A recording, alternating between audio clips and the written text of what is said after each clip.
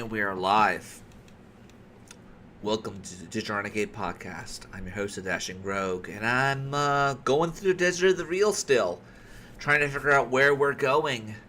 And luckily for me, this is kind of like the Phantom Zone or some place where you don't actually have to eat anything. It's just, I don't know, it's kind of surreal and like, I don't even know. I don't know what the heck this world is. All I know is that it's, I don't know, it's like that part in like, what was it, at World's End with Jack Sparrow when he was like talking to himself. That's kind of where we're at right now, unfortunately, in the world.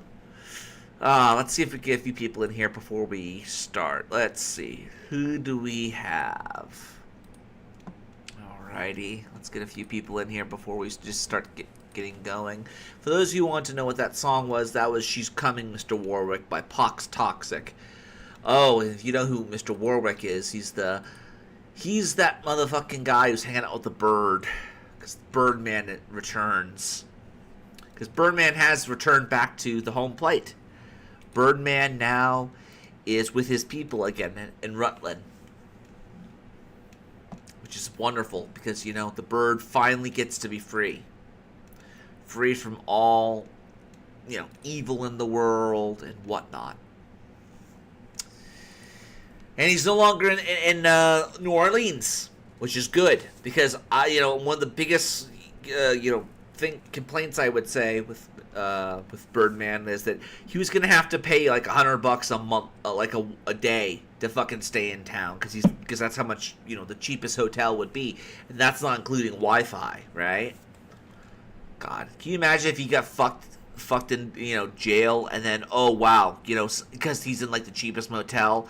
They steal his Wi-Fi password and they like defraud his ass. That would be horrible. But thankfully, the eagle or the owl has returned to the nest. The bird has finally got back to Rutland. Let's see if I can pull it up here. And thank God for it, because he could have very well had a very, very, very, very, very, very bad instance of he could have went bankrupt, But I think he's not out of the woods yet. I really don't think he is. Let's see if I can find it for here. Where is it? Let me see if I can find it. There we go. He's back. And by the way, I'm a powerful magician. Your clothes are red. There we go. Let's see what we got here. Fucking Gretchen Grundler looking motherfucker. Alright everyone, we should be live. Let's make sure that's actually the case. Over on Rumble, of course. I believe that we indeed are, so shouldn't really be a problem. Let me resize this slightly. Yeah, there we go. Let me speed this up a bit. Hello, let's go. Body's no longer used to the cold weather. It's like 40 degrees right now or something. And it was frost this morning. Oh, yeah, it's trying to play over on Rumble. I want to pause this. I don't want to see myself in people, dude. No, thank you. I barely want to look at myself singularly right now. Didn't get a lot of sleep last night either due to the long trip and stress. And so, yeah, I've gotten maybe 10 hours of sleep in the last week or thereabouts. Maybe 12 if I was lucky. I don't know. At one point, I passed out on the couch from exhaustion because I wasn't sleeping for 2 nights in a row. Fun fact. Literally, I laid down there. Fun facts. This last weekend, my battery finally died on my car. I have a Prius. It's not the Prius battery. The hybrid battery didn't die, but my 12-volt battery died on me. And I called, my insurance company, and they were going to charge me for a battery, but I managed to, get a battery myself. Had to do it myself because these cunts literally took, I want to say, almost 3 to 4 hours to come and get my ass and help me. So my day was shot. I got my oil changed and I was responsible, but more shit like that happens. It affects grocery money. It affects spending money and whatnot. We've all been suffering, Intending to watch a couple of YouTube videos and I conked out at some point. Anyways, we're going to talk about the news. Oh, and of course I would forget something. It's been a while since I streamed. I forgot the tabs. Oops. Can't read off news stories without having the news stories there. So you'll have to give me a moment. It's nice to be able to drink Pepsi again and not end up with a glucose event, Well, you know, he's back in Rutland, which is great. But not all is well in the Birdman land, the Bird Cave. Let's see if we got here, because the Kino Casino boys, they've been doing really, really good work. Let's see if we can pull it up here, and there.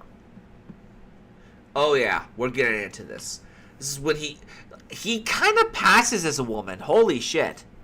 Like, look at this. Like, it looks like a girl. Going into Styx, Hex, and Hammer now, guys. Okay. So let me set the stage. So there's now a League of Evil Exes. All of Styx's exes are coming out of the woodwork on Kiwi Farms to felt him. And we have a new evil ex coming out of the woodwork. Here she... It literally is Tara Warwick versus the world. Isn't it? is saying, I am in the League of Exes. Like, it is cringe, but it's kind of based at the same time. I am in the League of Exes. And can confirm from my experience that he did in fact threaten to stab me with a dagger. Now I want to say, all of this is alleged. There's no real evidence or proof, but I think this person actually was one of Styx's exes. And I think they posted on Kiwi Farms years ago about this. But anyway, just getting that out of the way, says he did in fact threaten to stab me with a dagger. Yeah, honestly, Birdman, he has not advanced very much with his technological prowess as of late. He's the type of person who would be very similar to a Californian. Like he would actually be very good against Antifa. Like if he actually went to like a riot or something like that against Antifa, he'd be using baseball bats and clubs like it's the Warriors or some shit. That's what Birdman. That's the type of warfare that Birdman's used to. But bring in modern warfare. I mean, how long did it take people to actually tell him to get a fucking AR-15, right? Oh, I'll get a pistol, I'll get a revolver, I'll get a nice little Webley revolver, or I'll get a Glock. No, people had to freaking, tell him over and over and over again, get yourself an AR, dude. Just get yourself an AR. You need to have a rifle. This is like one of those things that is required to be an armed citizen, is to have an AR-15 or an AK. He thought that I insulted his mummy. Whoa. I visited him back in the spring of 2016, and a pathetic sight it was. He lived at his parents' house, and his place was filthy, with cat hair and dust. Oh, no. The feltoning is just getting unreal. It's believable, too. No, it all adds up. It adds up, yeah. Generally, he was untidy and relied on his mother to cook him meals every night. That sounds about like Styx. I honestly think that, you have to ask yourself the question about Styx. What type of person goes to magic to make a deal with an owl demon? Like, real talk. Like, this is not the first time this is not your first rodeo with the spiritual world. So why the hell are you talking to an owl demon? What type of life are you living in which you think that would ever be a viable option? Not just a viable, but even a rational option, to the point where you will actually praise people for believing that the owl demon is a real thing. You'll actually tell people this shit. It's like fucking Chris Chan with Sonichu. Like, why would you do that? Why would you fucking... He couldn't even microwave a Hot Pocket to provide sustenance for himself. He had to rely on Mummy to feed him in his 30s.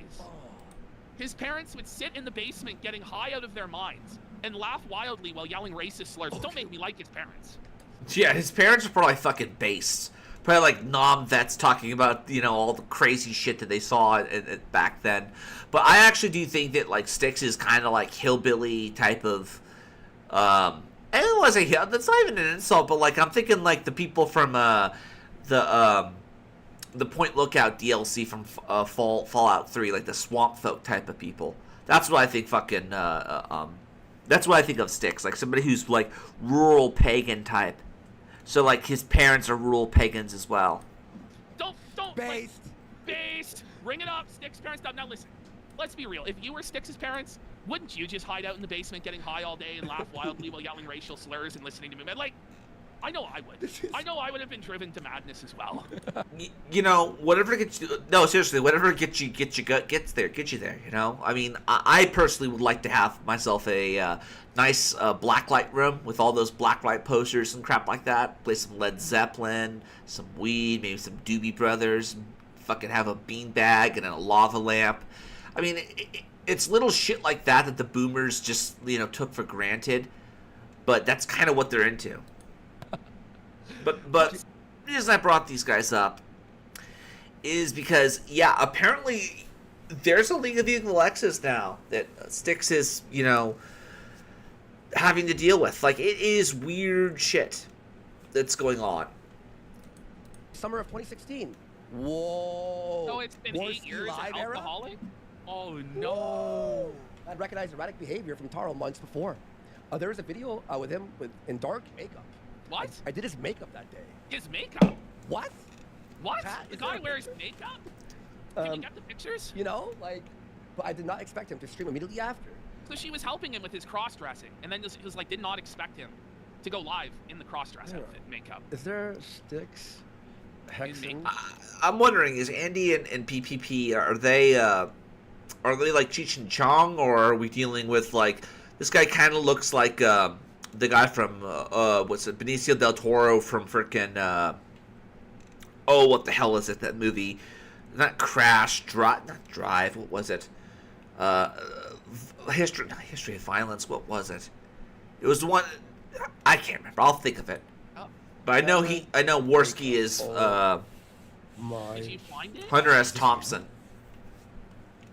Is it? Oh my god, hang on, look. Hang on. This is real. He tweeted it himself.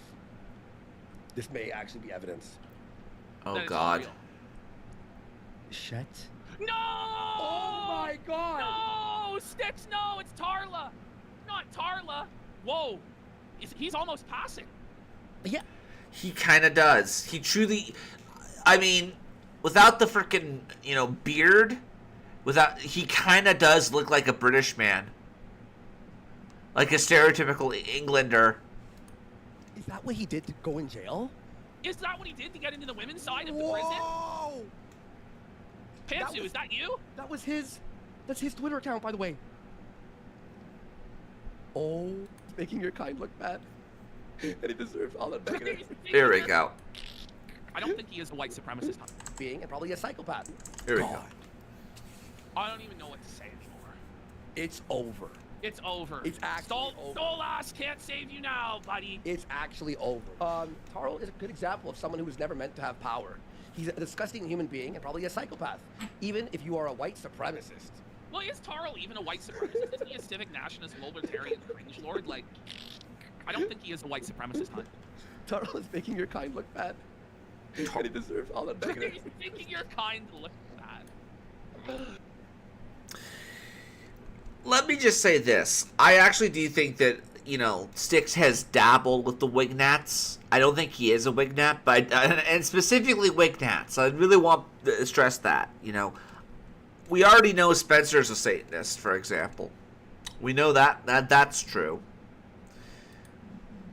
But besides all that going down, what else do we have here? Let's see. Alrighty. Well, let's just say Barbarian idealism is fun. Here we go. This was sent to me by Artistic Layman. The extra historians, we finally meet. I am a historian as well. I have read books, I am an academic, I have studied the sciences of parapsychology, astrology, and Ariosophy. So colleagues, I must ask you, why would you disrupt my legitimate archaeological work? Because you're an academic piece of shit that only exists in, the real world. Not to mention, isn't this like the Japanese guy that was in Raiders of the Lost Ark, right? Are you afraid we will prove the truth we already know in Nazi high command? That millions of years ago, ice moons crashed into the earth, seeding it with divine alien sperma that became the human race. And in the great Hyperborean age, Aryans were supermen like Siegfried who settled the world, creating right good agriculture, founding Greece, Rome, and Buddhism. Buddha was an Aryan, yes? And that their reign was only ended when their homeland of Thule was wiped out by another ice moon, creating the myth of Atlantis! Admit it. You're afraid I'm right, aren't you? Aren't you? Stop laughing. Fucking... It's getting to the point, like, first we had Tick History, then we had James Lindsay, his Spurgouts. Now we're having, extra credits call out the Kraut idealist nonsense and the Thule Society. Oh boy. Like, how are they going to explain this shit away? Like, it's going to get to the point where, like, these guys actually are doing the Lord's work, because by the time people are actually going to look into this type of stuff, they will find Tick History. And Tick History, oh boy, he's going to educate them. Because the truth of the matter is that the Germans are far more funnier in real life than they actually are in fiction. I mean, fact is funnier in fiction. Stop it! Please go check out. Chances are you've probably heard at one time or another that Nazis were obsessed with the occult. Actually, thanks to Indiana Jones, Captain America, and Hellboy, the idea that Nazis pursued mystical artifacts might actually be the first thing you learned about them as a child. And later, you also probably chuckled away that idea as nonsense, right? Maybe not invented by movies, but definitely played up for effect. Maybe Himmler and other weirdos toyed around with dowsing or artifact collecting, but it's really a footnote in our understanding of the Nazi state. Academic historians often did the same, partially because those working on these issues frequently approached the topic from a conspiratorial angle inflamed by sensationalist TV documentaries, but also because it was just hard to get sources. Many German academics who participated in Nazi-sponsored archaeological digs were still active in the post-war period, and none too interested in discussing who'd funded their research back in the 1930s. However, in the last couple of decades, historians are beginning to revisit Nazi interest in the supernatural and pseudoscience, tracking how it underpinned the ideology of the movement itself and was used to bolster Germany's territorial claims. Yeah. Fun fact enough, these motherfuckers are actually,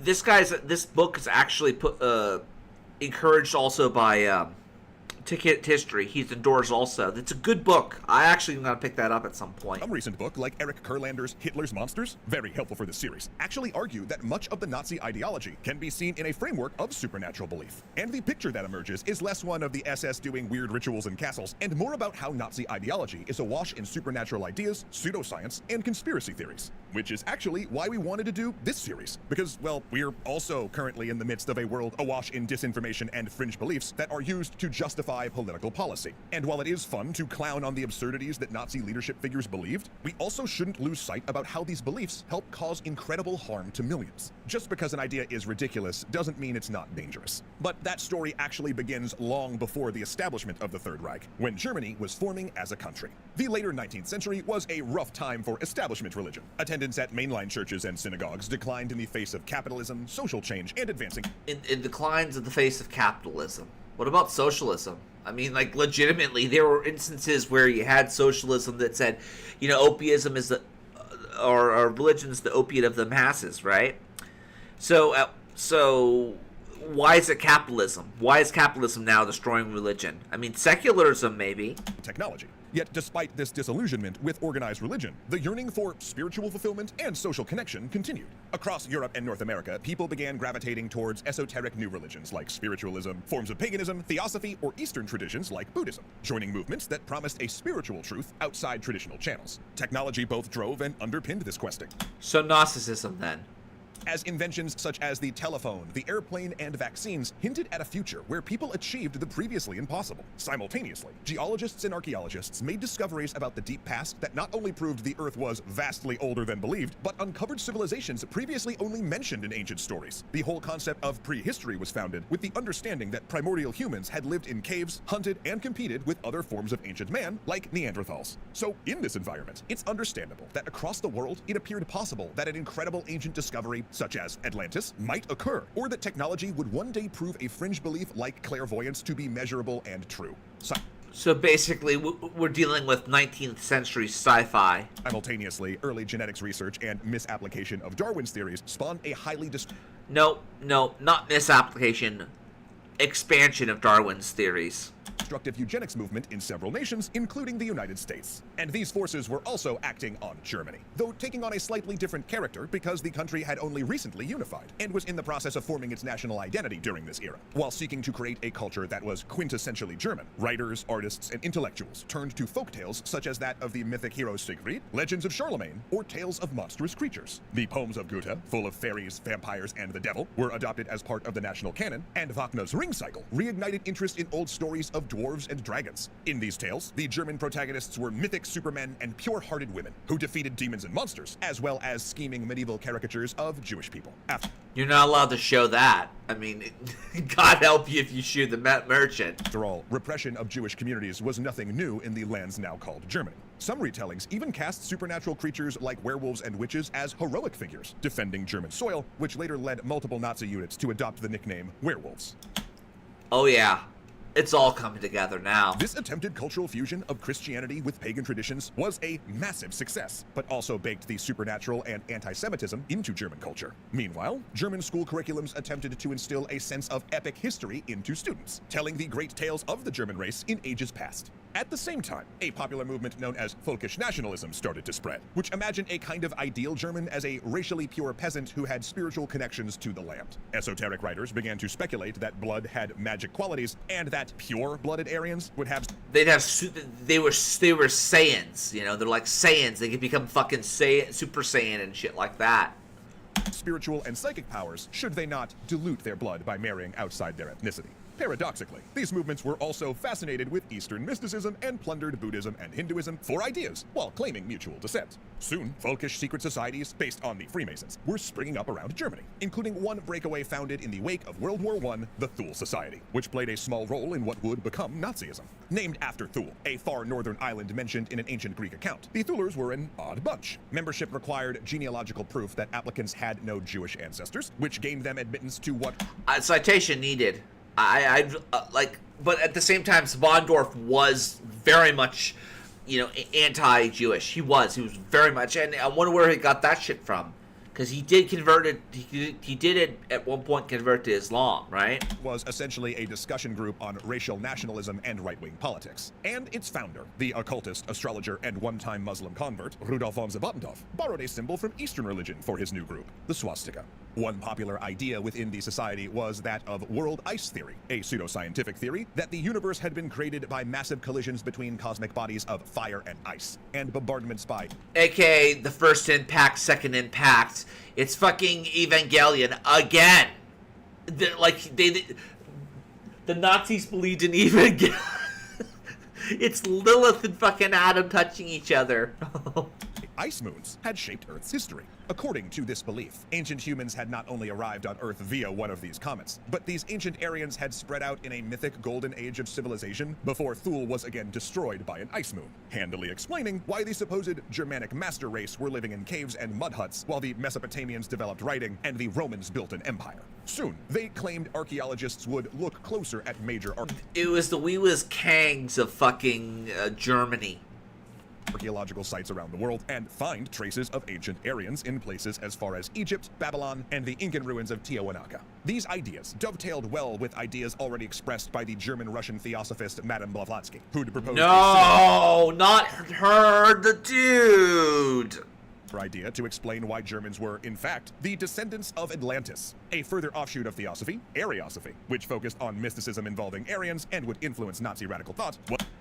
Which was, you know, championed by that fucking Guido von List motherfucker. Was patronized by Thule. But the Thule Society was not just a band of eclectic weirdos. They were also active on the German far right. The far right. No, these guys weren't far right. They were leftists. In 19, when left-wing socialists took over Munich and declared a republic, the Thule Society plotted to kidnap the leader of the new republic and sent agents to infiltrate the military. The socialists got wise and raided Thule offices, executing several Thulers and prompting the group to help whip up the right-wing militias that retook the city. Yet the Thule Society was not viable as a political party, especially after its antics in Munich had made it open to public scrutiny. It was too elitist, too aristocratic. So it branched out, with several ex-members founding the German Workers' Party, or DAP, an extreme right political organization consisting of disaffected World War I veterans with ethnic nationalist beliefs, deep-rooted anti-Semitism, and a working-class background. Its founder was, of course, a semi-professional astrologer. Later, the Thule Society would purchase a newspaper for the party's use and bankroll its publication. Still, it was a small, obscure, badly run party,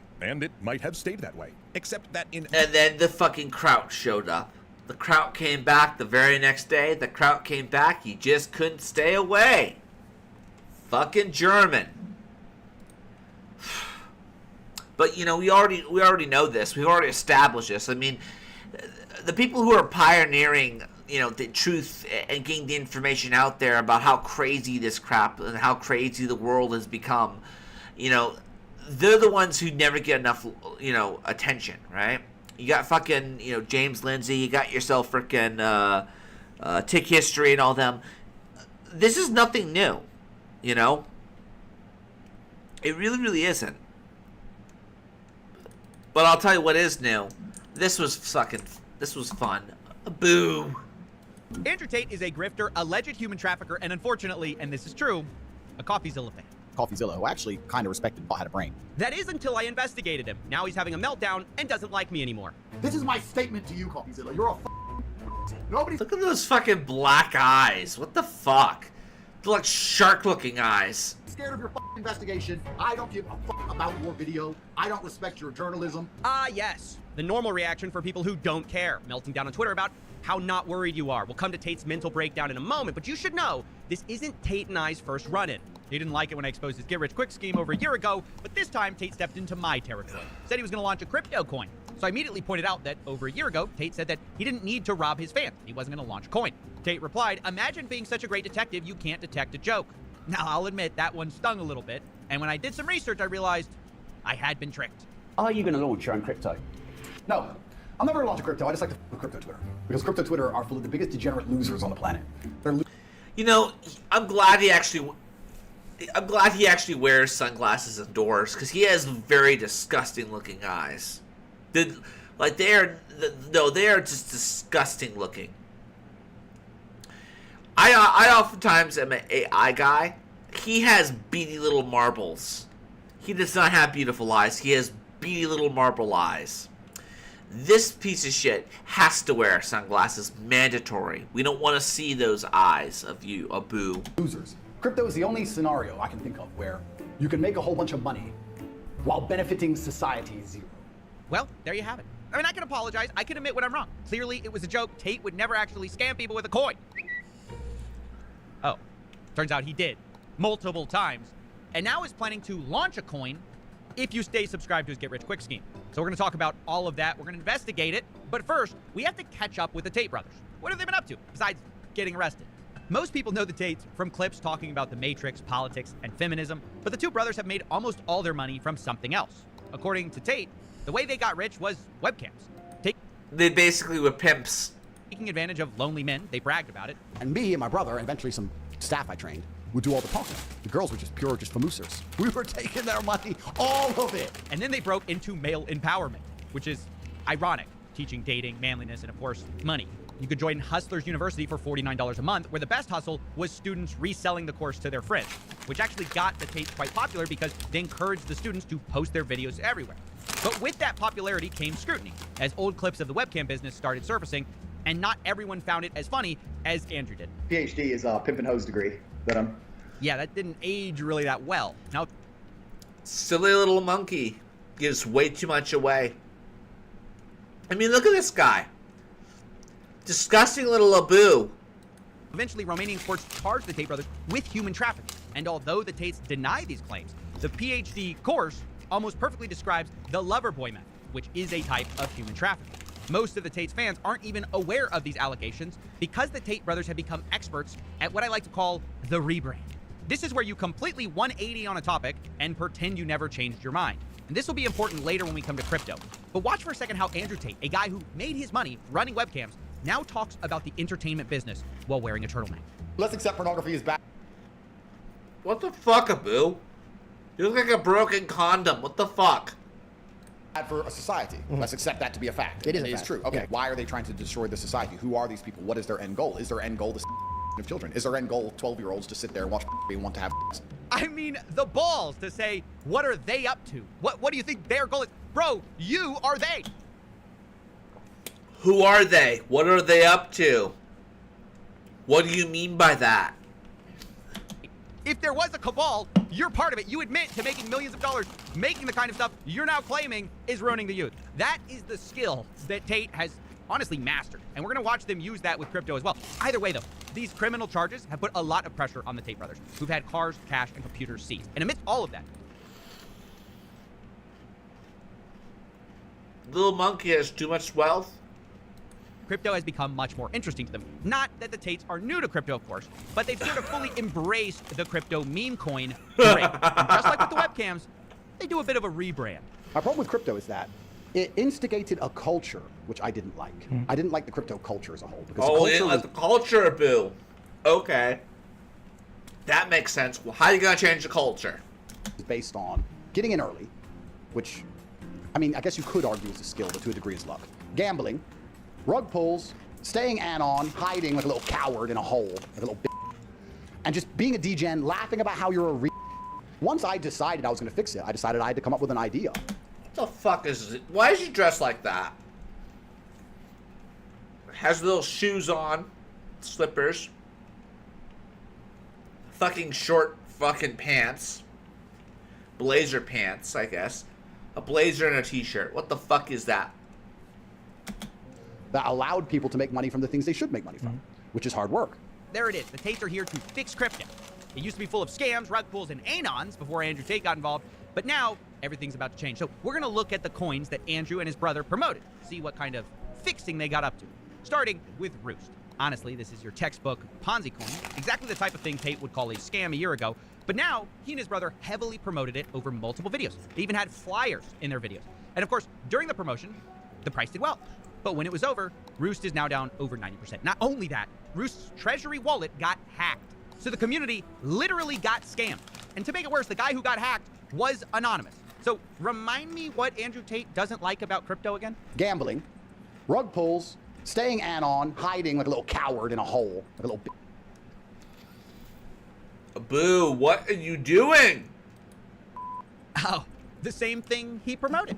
But of course, Tate claims that he doesn't hold coins, he doesn't endorse coins, and he makes zero money. That is until other crypto promoters got tired of his grift and called him out for doing the same paid promotions they were doing. But you don't have to believe that guy. You can also look at the time Tate got exposed for trying to get Baron Trump to let him buy Donald Trump tokens at a lower price. In exchange, he'd pump it. So much for not owning coins, I guess. This little monkey has such ambition. Holy shit. He's trying to rip off Baron Trump. What the fuck, dumb monkey? Brought to my attention by Zach XBT, who also pointed out that Tate promoted something called Venom blockchain. His brother talked about it on a live stream. Bitcoin, ETH, exciting stuff like Venom Network. And of course, that price is down as well. Tate also promoted F Madonna token. And of course, that ended badly too. This stuff is such garbage. Here's another one of Tate's coins, which is down over 90% as well. Or you can look at this coin, Daddy token. You know, which makes sense given that Tate is sick of crypto being infantile, childish, and degenerate. And that's just the start of it. That's just the sludge you have to walk through to get to the main token. The main project Tate keeps promising, which is real world token. All of those others, if you want to believe Tate, were just promotions. Tate claims that this is the coin he's actually behind. And it's tied to his paid course. It used to be called Hustlers University. Now it's called The Real World. The Real World? Like VH1's The Real World? What the fuck? A boo. Now, this has always kind of been the biggest part of Tate's businesses, this get-rich-quick scheme. But the problem with monthly subscriptions is, of course, that people drop out. They leave. And so the Tates have always tried tactics to get people to stay. Like they've said, Hustlers University was closing. It's almost full. We do have a cap, so anyone who quits or leaves any time, if the cap is reached while you're not subscribed, you're not getting in. Don't give a shit. That's it, we're closing. We're closing. But now the new angle is this real-world token. Tate is promising a crypto airdrop to people who subscribe and stay subscribed to his monthly get-rich-quick course. It's also very important for you people who think you can join for a month and quit the real world and just go back to being a nobody. No. You have to stay inside, increase your rank, your power level. Because if you quit and then you rejoin, you lose all your power points. You lose all your power points like it's Dave and Buster's or some shit. This little monkey's gonna take away all your power points if you don't play by his rules. So why would you lose all your power points to save $49? It doesn't even make sense. Okay, so Tate's new plan is that you buy a get-rich-quick course, gain power points, you have to stay subscribed to keep your power points, and then they say they will pay you a percentage that their school makes. The goal is that you can buy the token and own a percentage of the school. So imagine you sign up for the real world, you start to make money, you focus on your tasks, then you can invest that money in the real world token and get paid every single month a monthly dividend from the profits of the school. All right, I think I get it. So you got the people at the bottom, they're paying up into the course, into the school. Then you got the people higher with higher power levels. They're making money from people at the bottom with the coin. And then all that money flows up. It's just kind of this nice little pyramid scheme. Come to think of it, it is a little surprising that... Well, what do you expect from a guy who based it off of a fucking MTV skit? of 6 motherfucking strangers being put in a motherfucking house. motherfucking lives. Hey, find out what happens when people start being all polite and start being real. Mad real. Real. Holy. All right. Tate claims to be working hand in hand with the SEC on this. I am working with the SEC so that the real world token can be launched as a security. Now, maybe that is all true, but maybe Tate actually has another plan. SEC, come for me. I'm in Romania. There ain't no SEC in Romania. We're scammers. We're out here doing what we want. I'm gonna pump a coin up, make 10M, peel it off. Well, I'll be honest, that could be it too. Now, Lil Gorilla's gonna tell us what he's gonna do ahead of time, and God will laugh. At this point, I had significant evidence of Tate lying about crypto endorsements, not profiting, and using his followers as a piggy bank to pump crypto. So I figured now is the perfect time to approach Tate and get his response for comment, his side of the story. So I emailed him and his brother a list of questions about several meme coins they promoted, as well as the real world token. But instead of replying, Tate leaked my email address online and sent his war room after me, told them to email me that I'm gay. He even offered to pay money if they could prove they did it. For every single person who can show me they have emailed CoffeeZilla and called him gay, I will buy daddy. Well, that escalated quickly. So, let me just see if I get the plan right here. The plan is, dislike and call someone gay, so the alpha male you like buys daddy coins for you. Got it. 800 emails later, a word cloud of Tate's war room will give you a sense of who these guys are.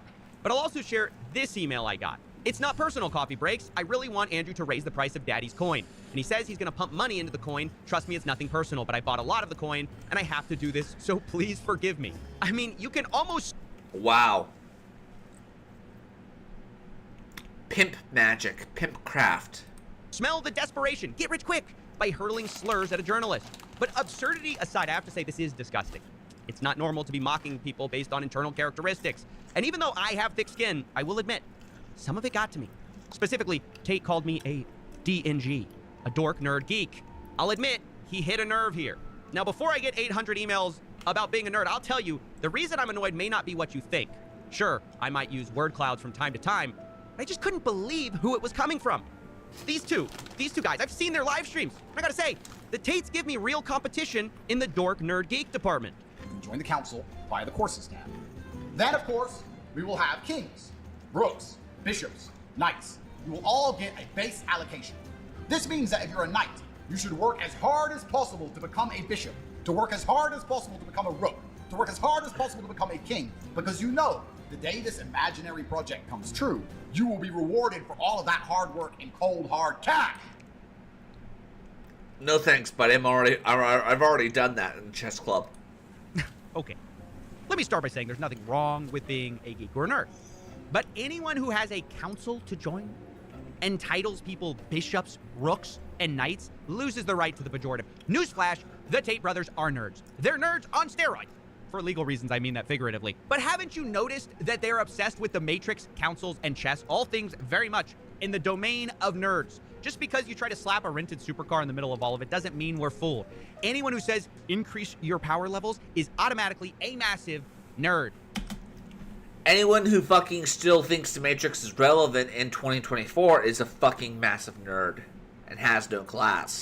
But beyond this cope, Andrew Tate's real opponent isn't even me. It's himself. He's the one who said horrible things about people who launch influencer coins. There's no such thing as free money. For everyone who wins, someone else must lose. You buy a coin for $1 and sell it for $10, someone bought it at $10. If it then goes down, the person who bought it at $10 loses money. I do not want any of my fans to ever lose money in my name ever, because I don't need money, so I refuse to sell out my fans for money. I can't believe I'm saying this, but Tate was right about that. But now he's doing exactly what he ranted against, extracting money from his fans, promoting garbage that is now down 90%. Meanwhile, the exact people defending Tate blindly are the same people who are going to be holding the bags in a few months, wondering why they aren't rich. Of course, by then, Tate will have something new to sell them. Abu will go on to another grift. And that is the story of Andrew Tate's new crypto exploits. All right, can you get me a Pinot Grigio, please? It has been a long day with very stupid people. Pinot Grigio, I see you're a man of culture. Jeez. Wine? Fuck. White wine? Surely that's not what you want in this episode, right? What's the big deal? Oh, it's fine, but they might be watching. They? Who's the... Oh, you mean, the Matrix? No, even worse. The alpha males. The fact of the matter, the fact that I know what Pinot Grigio is, the fact of the matter is that he's drinking wine like it's shots, makes me wonder to myself, what type of person... I mean, maybe he's showing himself to us right now with that freaking face. Ah, right. Okay, scratch that. I'll just have your finest whiskey then. Shaken, not... Whatever, just drink black. Just ask for Captain Morgan. You're not beating the allegations, Coffee. Rum and cola, dude. Well, I was gonna wait to break it to you, but the allegation that your nerd levels are also off the charts. Oh, that's what you're worried about? Yeah, I'm a nerd. What's the big deal? What's the big deal? Coffee, these tape fans are gonna eat you alive. No, they're not. I've got these guys figured out. It's the one thing I learned while researching Tate. You can do whatever you want. You can be as nerdy as you want. You can even tell these people to their face that they're gonna get scammed. But as long as you're in it with a flashy sequence in a sports car, they'll love you for it. You son of a bitch. I'm in. This is some fucking fun shit right here. Good lord. You know, between Joshua Fluke and CoffeeZilla, you know, these guys legitimately are doing the Lord's work. They legitimately are informing an entire generation of how crazy the world is, and they're protecting people. They're doing they're doing what Aaron Clary was doing for the longest time. It still is doing, by the way.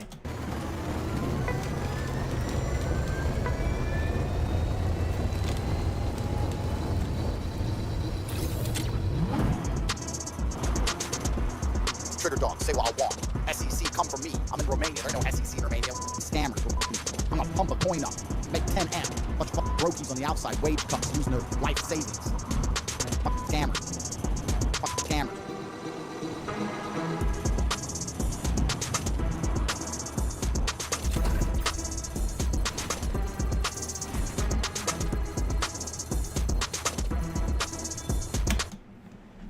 Let's see, supported by Joshua.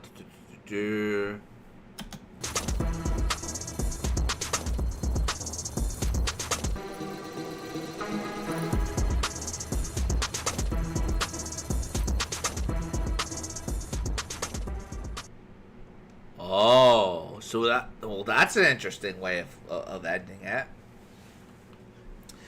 But yeah, freaking monkey's learning his place. Oh man. Oh, let's see what else we got here. Okay, this was sad. There we go. Hello, this is Scream Analysis, and today I thought I would take a look at the skull. Oh no. If you've been watching my videos for a long time, you know that I used to have a human skull. How many skulls? In almost all of them. Her name was Ramona.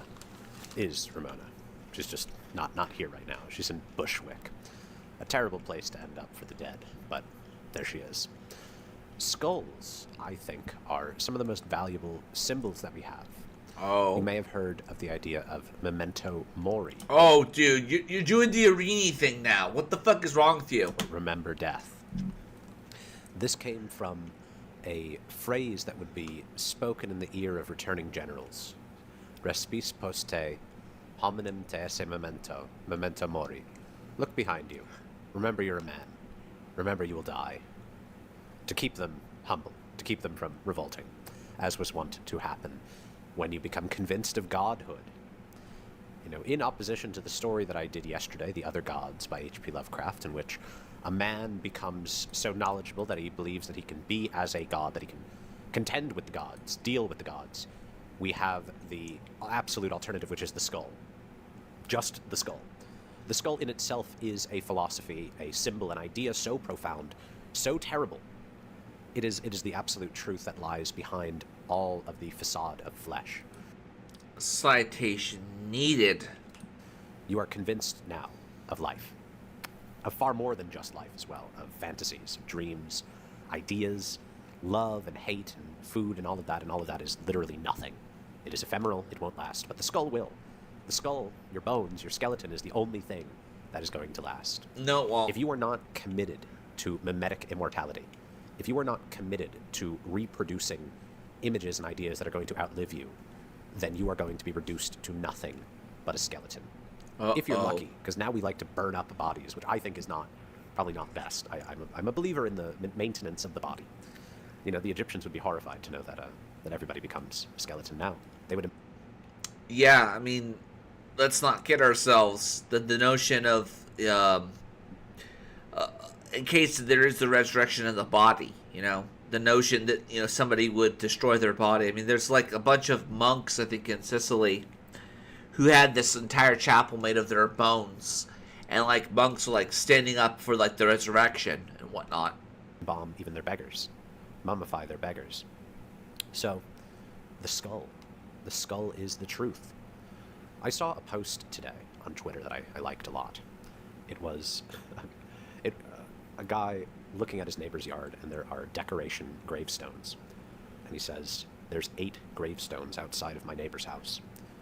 They only have a family of 5, and none of them are missing. Very strange. I'll investigate further." It makes me think, what if we did take Halloween decorations literally? We have numbed ourselves to the legitimate horror of a lot of Halloween imagery. Skeletons are terrifying. What I was just saying, a skeleton is a reminder that you are going to be that. You are going to be less than nothing. I am that, though. I'm already that. Shit. But I'm that and more. You are going to be but bones, reduced, forever nothing. In the flesh, in the lack of flesh. And yet we can decorate them all around our house. We can put them, you know, giant versions of them up in our yards. And if you're me, you can put like a real human skull with silly expressions on, you know, right next to you in a YouTube video. You have to make peace with death. This is the point of Memento Mori.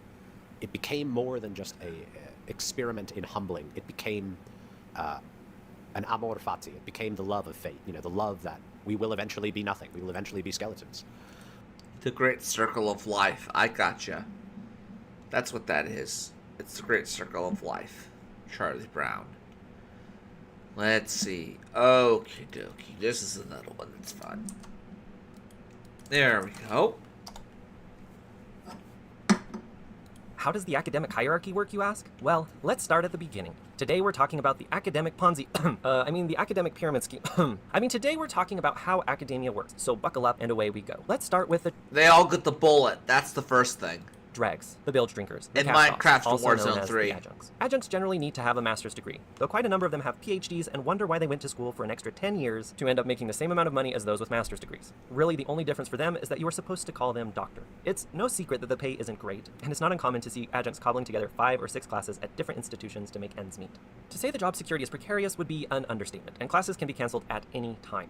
I was once in a class where the adjunct teacher got 5 minutes into her opening lecture only to have a higher up come in and tell her that her class was canceled. It was super embarrassing and she was quite humiliated, but such is the life of an adjunct, where you have to get a bit creative to stretch that money to make ends meet. And yes, there are a number of stories of adjunct professors living in their cars. Adjuncts are the lifeblood of the university. They're cheap, they're dispensable, and with elite overproduction, they're a dime a dozen. Okay, this is getting a bit depressing and it's hitting a little too close to home. Let's move up a layer where we have the visiting assistant professors and postdocs. These are usually 1 to 2 year appointments that usually have better pay and job security than the adjuncts, and they've now become almost standard stepping stones or stumbling blocks to landing that tenure track job. This means...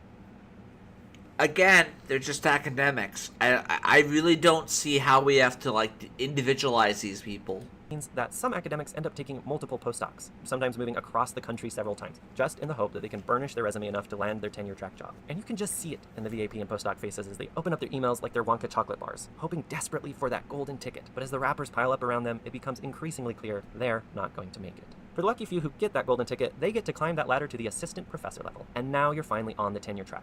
You've made it. Kinda. Because it's not all fun and games, it's actually do or die time. If you want that illustrious gift of tenure, you have to get the job done. The margins for error are slim. Tenure is academic welfare. And far too many end up being crushed by the publish or perish monster. There are so many things to juggle. Your health, your teaching, your research, your personal life, and your departmental obligations. And really, I have never seen anyone juggle all 5 of these well. My estimation is that at best you can really only keep 2.5 balls in the air. And what gets you tenure at a tier 1 or 2 research university? It's not your family, it's not your health, it's your research, it's your department service, and your teaching has to be mediocre at least. I've seen this over and over again. I've seen tenure track professors suffer major health crises, know of a few full professors who have died of a heart attack in their 50s, the bill comes due eventually, and observed the desiccated home lives of many academics. The very best teacher I had as an undergraduate did not get tenure. He was the type of professor who knew everyone's face and name in a giant survey class of 125 students. But he was slow on his publishing, and he rocked the college's boat because he was interesting and actually had opinions. Now, if you do... Yep. And again, the fish rots from the head down. It's academia is shit, dude.